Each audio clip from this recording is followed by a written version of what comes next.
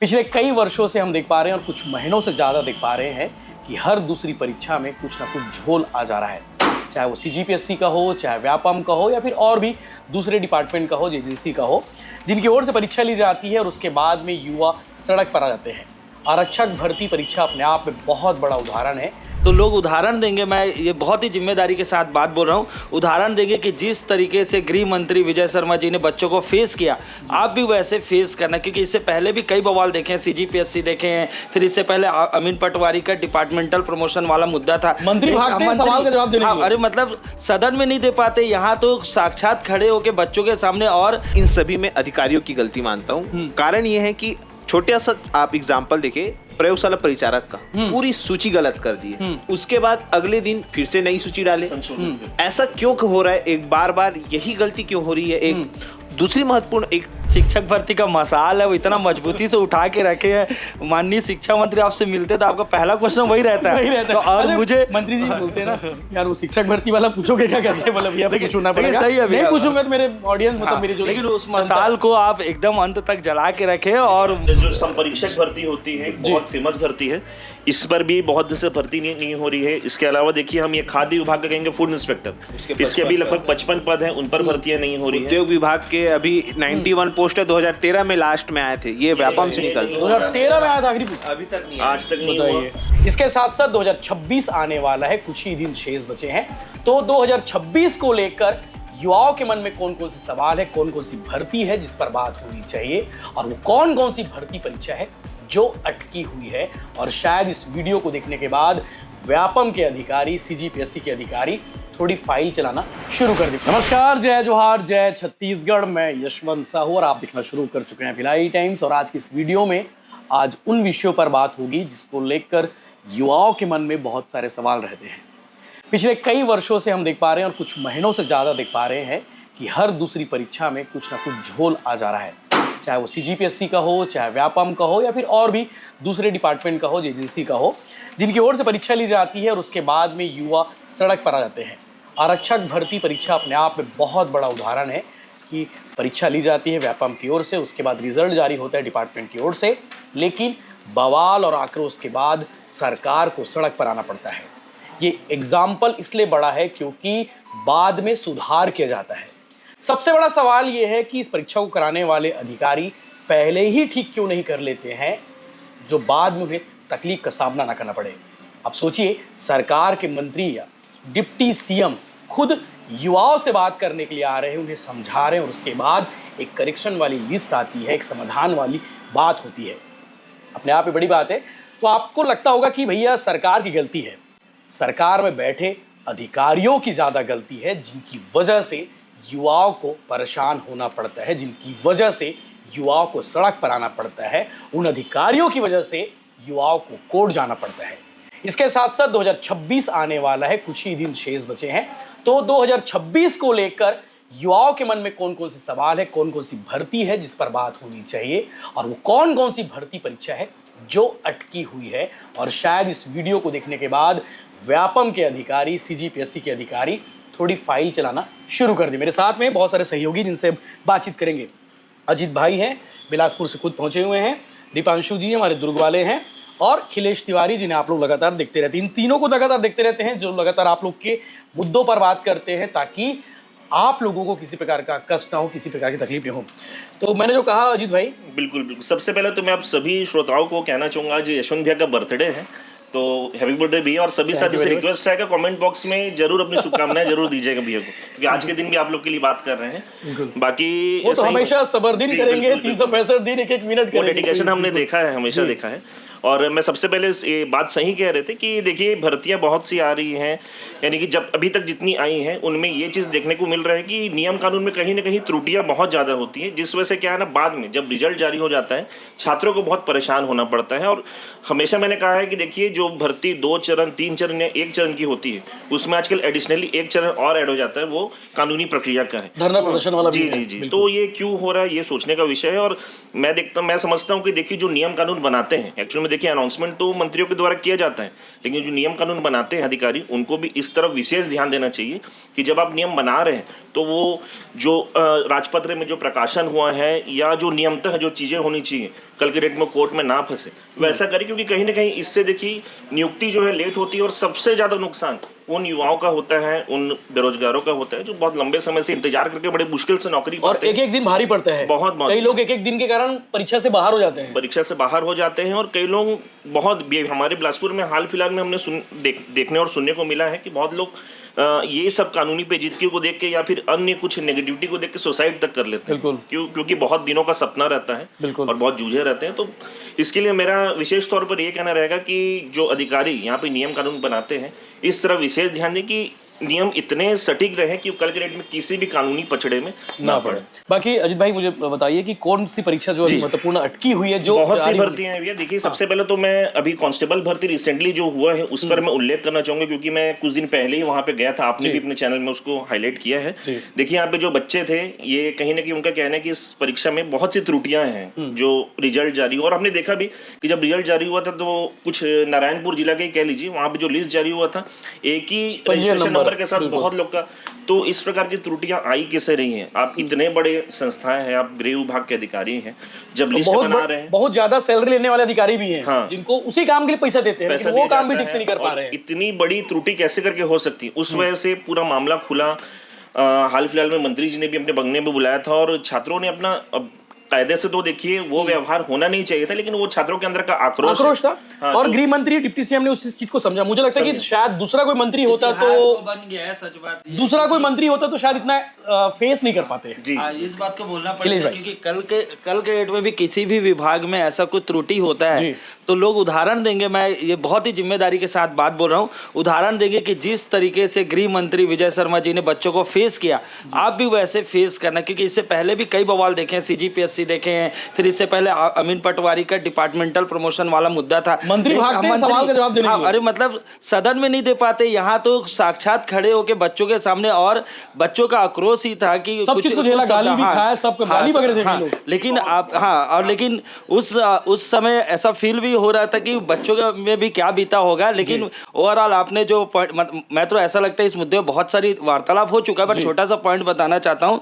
कि कोई भी चीज को सुधार पहले क्यों नहीं सकते। जैसे अगर उसी जब गृह मंत्री जी ने अल्टीमेटम दिया और 7 दिन में नहीं सूची आगे, मतलब 4-5 दिन में सारे जगह का, तो आप पहले ही कर लेते। मतलब आपके अंदर इतना विवेक तो होना चाहिए कि बच्चा जो फेल हुआ उसको जानने का अधिकार है कि मैं कितने नंबर से फेल हुआ हूँ, ये जानने का बहुत अधिकार है। जब इलेक्शन होता है तो लोगों को पता रहता है ना मैं कितने वोट से हारा हूँ और मुझे कितना मेहनत करना है। सर वैसे ही एक छोटा सा और बताना चाहूँगा, ऐसे भाई हाँ ये सब में बहुत नॉलेज और भी ज़्यादा रखते हैं इन लोग वैकेंसी, और इस संदर्भ में बस ये कि जैसे अगर CGPSC का जो वैकेंसी है अगर वो आने वाला है संविधान दिवस के दिन पूरे छत्तीसगढ़ को पता है जी, तो मैं ये बोलना चाहता हूँ एक साथ पूरी वैकेंसी क्यों नहीं आ जाती? समाज कल्याण का एक आया, 21 पद आया, तो मैं ये बोलना चाहता हूँ बस छोटा सा कि जब सारे व्यक्ति को पता है कि भाई नोटिफिकेशन जारी होने, ये अच्छी बात है कितना भी ऐड हो, बट मैं ये चाहता हूँ कि कहीं ना कहीं बच्चे भ्रमित भी तो होते हैं। आप एक बार में जब पता है CGPSC का वैकेंसी आता है, हम साल भर इंतजार करते हैं, तो ये डिपार्टमेंट इतना कछुए की चाल क्यों करता है? और कोई और संदर्भ रहेगा तो 26 नवंबर को ओवरऑल वो आया वैकेंसी आई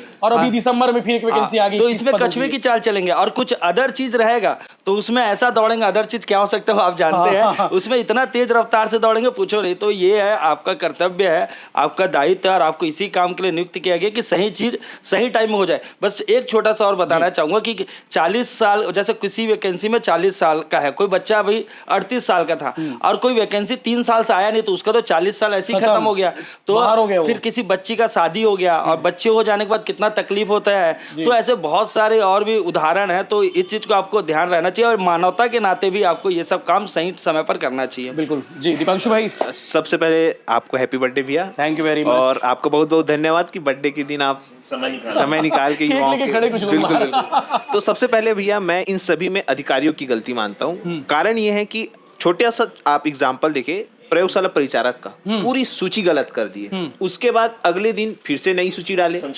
ऐसा क्यों हो रहा है? एक बार बार यही गलती क्यों हो रही है? एक दूसरी महत्वपूर्ण एक टॉपिक है भैया आरक्षण का। आप मानोगे नहीं, हमारे यहाँ छत्तीसगढ़ में हाईकोर्ट की कॉपी कह रही है कि 50% आरक्षण छत्तीसगढ़ में लागू है, पर अधिकारियों के द्वारा जबरदस्ती 2023 से 58% आरक्षण पे पूरी भर्तियां निकाली जा रही है। इसका ड्रॉबैक क्या होगा, अगर कोई हाई कोर्ट या सुप्रीम कोर्ट जाएगा पूरी भर्तियां रुक जाएगी, अटक जाएगी। अब एक आदमी बस चले गए। अब इसका कारण क्या है? अधिकारियों की गलती। जब मालूम है 58% नहीं है, 50% लागू है, 50% लागू है, तो आप क्या रोस्टर वही लागू करना चाहिए। फिर भर्ती फंसेगी। क्या है ना, एक बहुत बड़ा डिस्प्यूट ये आएगा भविष्य में कि देखिए आरक्षण मैटर में सबसे ज्यादा भर्तियों की पृष्ठभूमि से, क्योंकि देखिए क्या हो गया था 2023 की बात मैं कहता हूँ, माननीय सुप्रीम कोर्ट में ये मैटर चल रहा था, तब इस मैटर में इंटरिम रिलीफ दिया गया था कि चलिए इंटरिम रिलीफ होने क्या होता है कि तत्कालीन जो राहत मिलती है वो ये मिला था कि जैसे कि चूंकि बहुत सी भर्तियों की नियुक्ति चल रही थी, तो ठीक है आपने पूर्व में जितनी नियुक्तियां दी हैं 58 के हिसाब से दी हैं, चलिए ठीक है, वेल एंड गुड है, लेकिन भविष्य में जो जितनी भी नियुक्तियां होंगी वो 58 के हिसाब से देना ही नहीं था, और उसका पालन माननीय बिलासपुर हाईकोर्ट कर भी रहा था। वहां पे देखिए जितनी भी भर्तियां हो रही है ना, हाईकोर्ट की पूरी भर्तियां भी 50% में हो रही है। हाईकोर्ट जो अपने लिए भर्ती करता है वो 50% आरक्षण पे कर रहा है। छत्तीसगढ़ राज्य सरकार की जितनी भी भर्तियां हो रही है वो 58% पे हो रही है। तो तो बड़ा कैसे हो सकता है? एक ही स्टेट, एक ही देश और आरक्षण नियम अलग अलग। यही होगा भैया भविष्य में जब भी इस पर कुछ फाइनल ऑर्डर आता है, हालांकि वो तो माननीय न्यायालय का डिसीजन है, उस पर हम कुछ टिप्पणी नहीं करेंगे, लेकिन अगर इधर हो जाता है बाई चांस 50% उस केस में देखिए, क्योंकि इंटरिम रिलीफ मिला था 2023 से मिला था, तो 2023 के बाद से जितनी भी भर्तियां हुई हैं, बहुत सी नियुक्तियां हुई हैं, सभी के सभी प्रभावित होंगे, और उसमें एक जो सामान्य बच्चा जो नौकरी कर रहा है आज के डेट में, उसको बहुत बड़ी तकलीफ होने वाली है। वाकई में। तो दूसरी बात ये भी है भैया, देखो भर्तियों पर अगर हम बात करें, एडीओ भर्ती आज तक इसका पात्र सूची सेकंड लिस्ट जारी ही नहीं की। मतलब कछुए की चाल आखिर क्यों, जब आपको सैलरी हर महीने मिल रही है, हर दिन सारी चीजें हो रही है, तो फिर भर्तियों पर इतनी लेट लतीफी क्यों की जा रही है? इस पर स्वयं वित्त मंत्री जी ने कहा है भरे मंच में, मीडिया में, कि वाकई में जो विभाग है धीरे कार्य कर रहे हैं और इसके लिए हमको जल्द से जल्द विभाग गति प्रदान करे। बिल्कुल वाकई में। तो सीधी बाकी परीक्षा कौन कौन सेट की, अगर उस पे बात हाँ, एक बार छोटा सा बात और बताऊंगा, जैसे डीएड बीएड का मामला हुआ, मान के चलो, अब यहाँ पे नुकसान किसका होता है? ठीक है, आपने उसको कहीं और नौकरी दे दी है, लेकिन क्या मतलब ऐसा कोई गलत नहीं है, लेकिन कहने का मतलब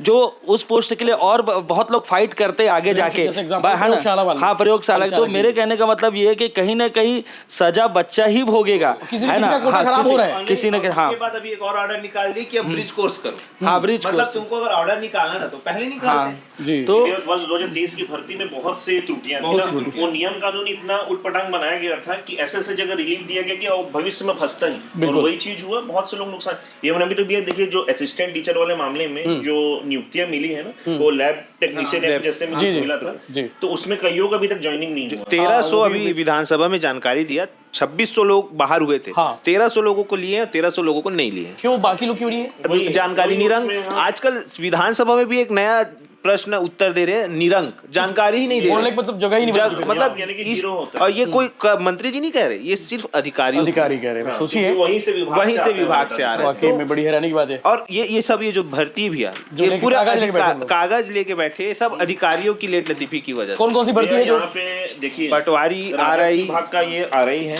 जी, राजस्व विभाग का ये RI पटवारी हो गया, देख लीजिए बहुत से पद है, और ये अंतिम भर्ती 2016 में हुई है RI की। उसके और अभी RI का एक क्या है, लोगों का जो धारणा है कि RI अब जो है प्रमोशन का पद है, जबकि विभाग के द्वारा स्पष्ट कहा गया है प्रमोशन में जो धांधली हुई इस चक्कर में, वो अलग, WSCB की रेट पड़ी हुई है, हाँ वो तो अलग है। निपट गए।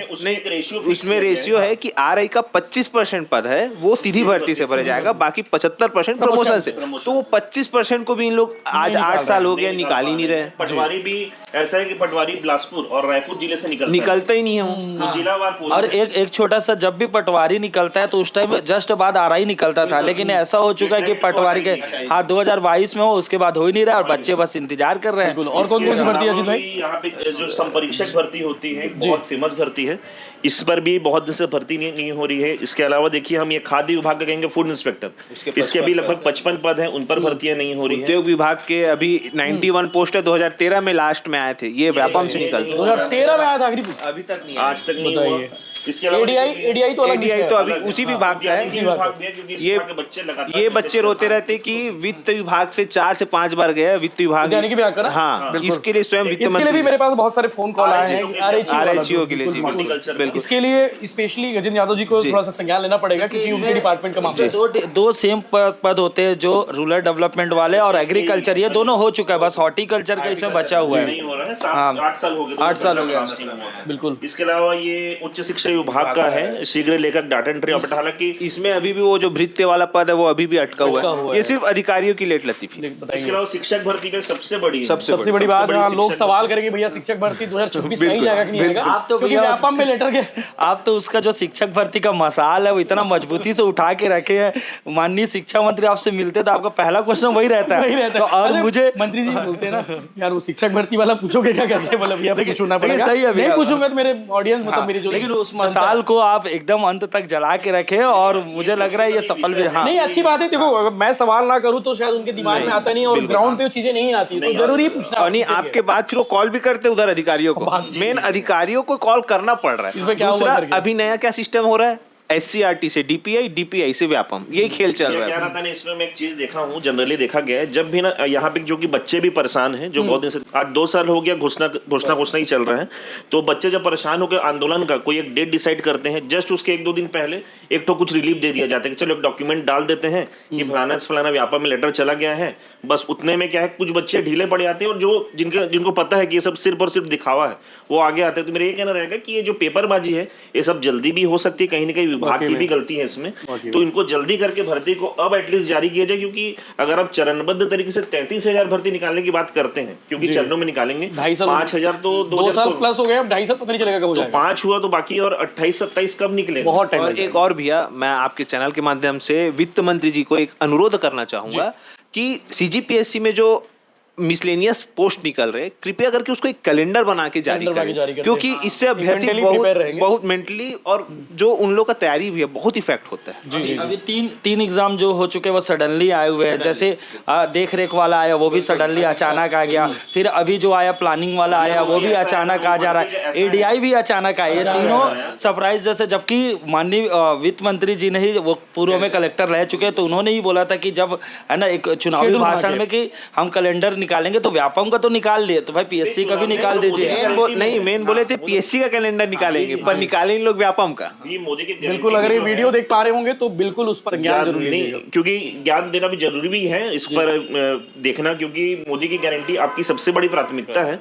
उस पे ही बेस बनाकर अपने चुनाव भी जीता था। देखिए, उसमें स्पष्ट रूप से कहा गया था कि UPSC के तर्ज में CGPSC, इसका सबसे बड़ा तात्पर्य यही होता है कि UPSC कैलेंडर निकालता है, तो CGPSC को भी निकालना था, आज तक उस पर कोई कार्रवाई हो नहीं पाई है। तो अभी शिक्षक भर्ती के जो पाला है वो व्यापम की पाले में है। बिल्कुल। अब जो जानकारी मिल रही है, जो सुधीर भैया हमारे दैनिक भास्कर वाले, उन्होंने जो जानकारी दी है, वो ये बोल रहे हैं कि 6 बिंदुओं पर व्यापम ने DPI से जानकारी मांगी थी, DPI ने पूरी 6 बिंदु की जानकारी व्यापम को दे दी है। अब वो बोल रहे हैं कि व्यापम के हाथ में है कि कब जो है एग्जाम डेट जारी करना, कब नोटिफिकेशन जारी करना। तो यहाँ पे अगर व्यापम के अधिकारियों को कहीं ना कहीं बोला जाएगा तो निश्चित तौर पर कल के कल वो निकाल सकते हैं वाकई में। और ये तो ये तय है ना कि जून से पहले परीक्षा हो जाएगी। ये विभाग का, DPI का काम है और व्यापम का काम है। अगर इन लोग तत्पर होंगे, बीच में भी 2-3 बच्चे हैं ना, उनको फास्ट करना, जैसे अभी नया जो नियम ला रहे हैं इन लोग, नया शिक्षक भर्ती, अगर इन लोग अभी कैबिनेट की मीटिंग में पास कर देते तो निश्चित तौर पर जून जुलाई में हो जाएगा। जी, मंत्री जी का भी कहीं कहना था कि भाई मैं तो चाहूंगा कि जून में भर्ती हो जाए और पढ़ाना चालू कर दे बच्चे। DPI का कहना है कि नया नियम उसको राजपत्र में प्रकाशन करना है, प्रोसेस है इसमें। प्रोसेस है। उसके बाद वो जाएगा फिर से DPI से कुछ और डॉक्यूमेंट्स ऐड होकर व्यापम के पास प्रस्ताव जाएंगे। व्यापम जब भी नोटिफिकेशन निकालता है उससे पहले एक पेपर प्रकाशन करता है, जो सब करते करते समय है। जो उनका कहना है कि अक्टूबर में संभावना ज्यादा है, बिल्कुल, जून जुलाई में कम है संभावना। लेकिन आप देरी ना करें, बिल्कुल अब देरी ना करें। लास्ट ये कि आपको जन्मदिन की ढेर सारी बधाई।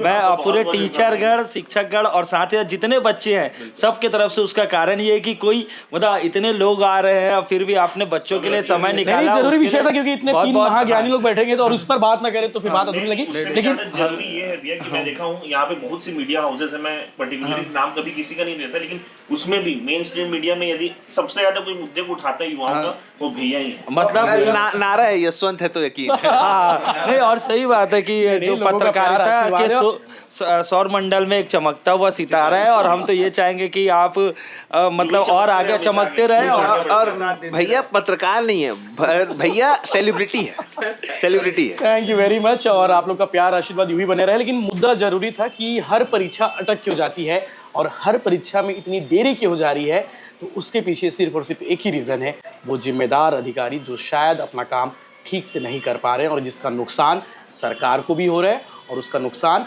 अभ्यर्थियों को भी हो रहा है। ये सबसे बड़ी मुद्दे की बात है, इसको समझने की ज़रूरत है। जय हिंद, जय जवाहर, जय छत्तीसगढ़। आप लोग का प्यार आशीर्वाद भी बने रहे।